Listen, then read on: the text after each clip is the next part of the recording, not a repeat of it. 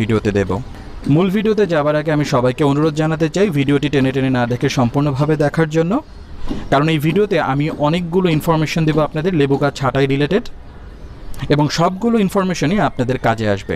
তাই ভিডিওটি টেনে টেনে না দেখে সম্পূর্ণভাবে দেখবেন।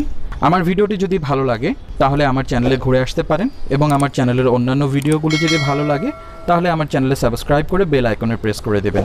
তো চলুন আর কথা না বাড়িয়ে আমরা মূল ভিডিওতে চলে যাই।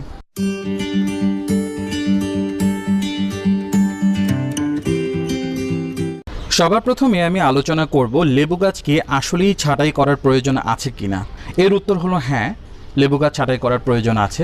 কারণ লেবু গাছ এমন একটা গাছ যে গাছের ফলগুলো শুধুমাত্র নতুন শাখা প্রশাখাতেই হয়।